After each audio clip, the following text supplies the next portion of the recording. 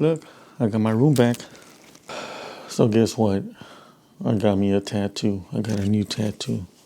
I don't know if you guys can see it. Can you see it? Maybe I'll show it a little better here. All right there. Can you see it? Okay. That's my boy Chiquito from back in the day. I think he passed away now, maybe 13, 14 years ago now. A long time. Here's some more pictures of him. It was a little bright, but that's my son. And these are the only pictures that I have of him.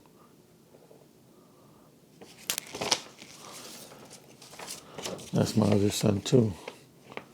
But that's Chiquito right there. That was my boy. Oh, by the way, before I forget, to all of you guys that contacted me by social media, by text, by email about Trixie, she doesn't even seem like she's sick at all, but she has taken her medication. She was on the heartworm medicine for about a month, and then she took what's called the fast kill, 2 injections back to back. So far, she's doesn't even seem like she's sick. We're checking on her poop, and there was like a big, I don't know, my girlfriend said that there was like a big ass worm that came out of her. She's still in under medication. She's doing good. She's okay. Let me talk to you guys about my tattoo, okay? And I want to talk to you guys about this guy right here. I'm going to put his picture. This one, I'm going to put it somewhere up on the screen. He, have you ever had a pet that really just bonds with you? And Chiquito, I remember when I first got him, he was just a little baby, man. He was so small. He used to fit in the palm of my hand. And I remember when I got him, I don't even remember how much I paid for him. I think I paid like $150, probably like $150, maybe $200 for him. And I remember when I picked him up, I used to have him in my hand, and he went everywhere with me. I used to put him in my pocket when I would go to the store, when I would just go, wherever I would go, he would go with me. And I remember when I first got him, he was actually sick too. He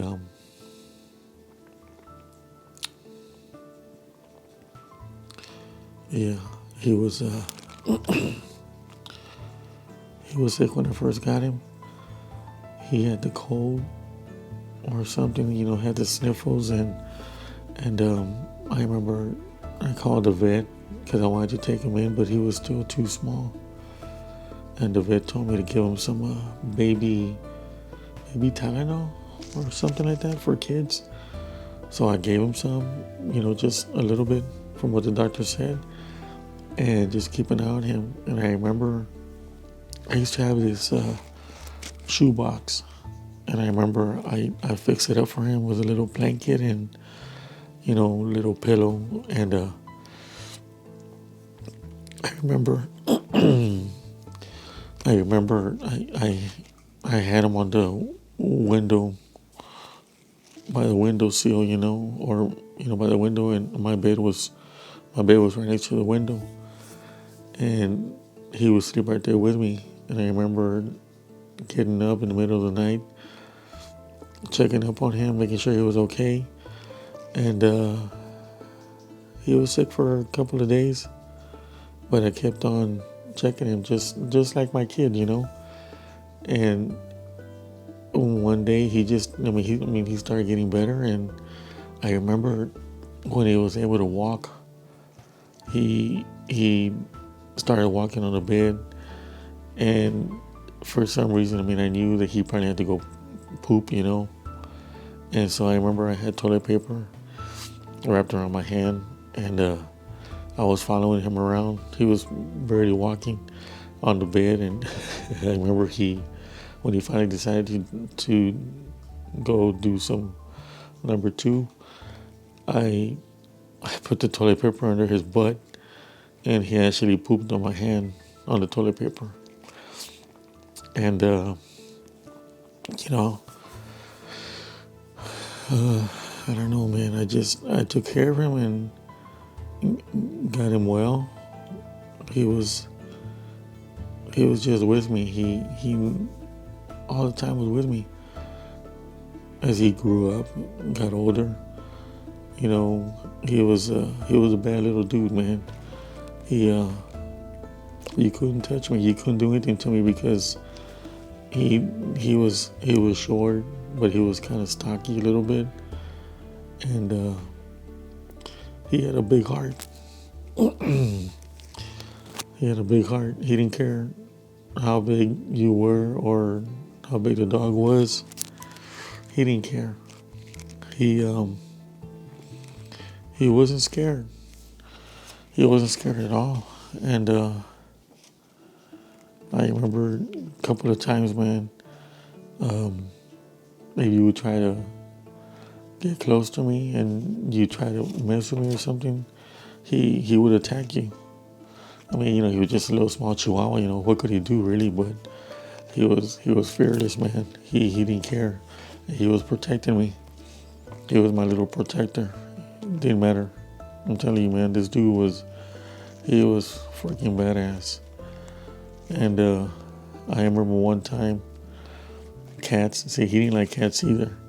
I remember one time I ended up opening the front door and he saw a cat and he took off running, man. And the funny part about that is that, you know, he had little short legs, so when he was running, his body was going too fast for him, that his legs gave out on him and he started flipping and rolling around. But once he got up, man, he got up and he was back at it, man. He was focused on that cat. He went after that cat, man. Of course, you know, that cat took off. But man, he was a character. That was my boy. I have more memories that I have of him. Let me just tell you another story, and let me tell you how I used to take care of him. Back then, I was going through my divorce. Actually, I wasn't even married anymore. I was divorced. So I actually had a bachelor pad, you know. And I remember, you know, when you're going through a divorce and you're finally divorced, you know, and you have a bachelor pad, you guys know what happens. You guys know anything is fair, anything is game. So I remember I used to bring girls for him.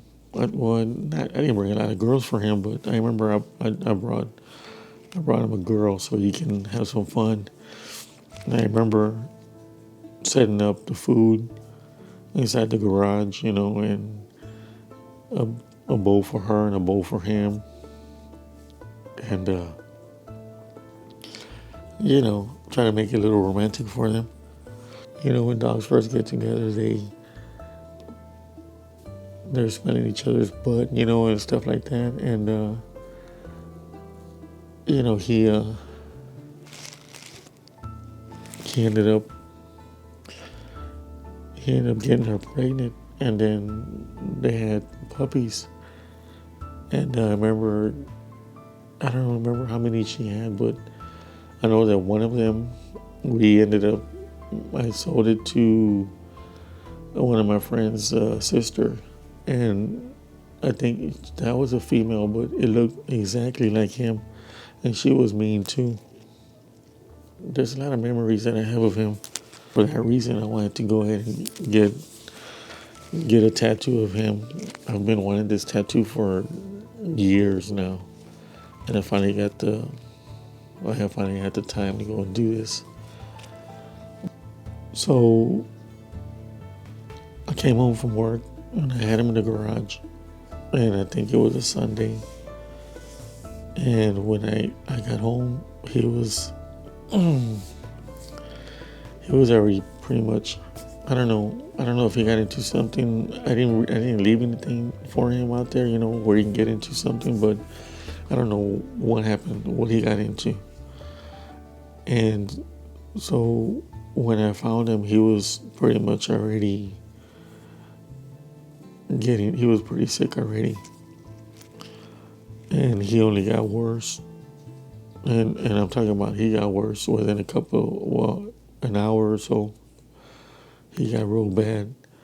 And during this time, I was trying to see about, calling a vet. I mean, I don't know. I was trying to get a vet for him, everything, and there's nothing I could do.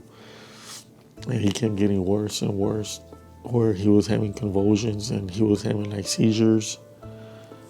And it's kind of hard to see your dog going through that, and his eyes were rolling back already. I couldn't find a vet. The pain and the suffering that he was going through. And to see that, man, it's crazy. And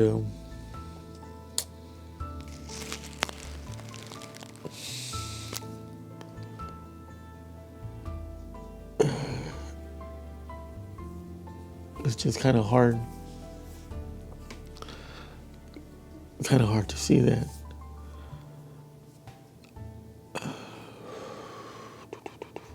Starting to foam at the mouth.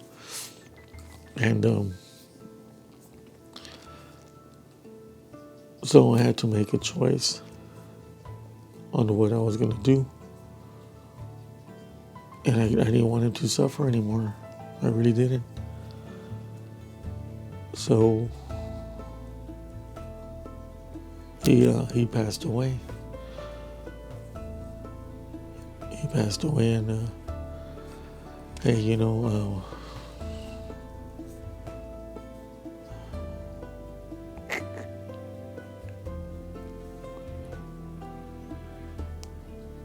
he took his last breath.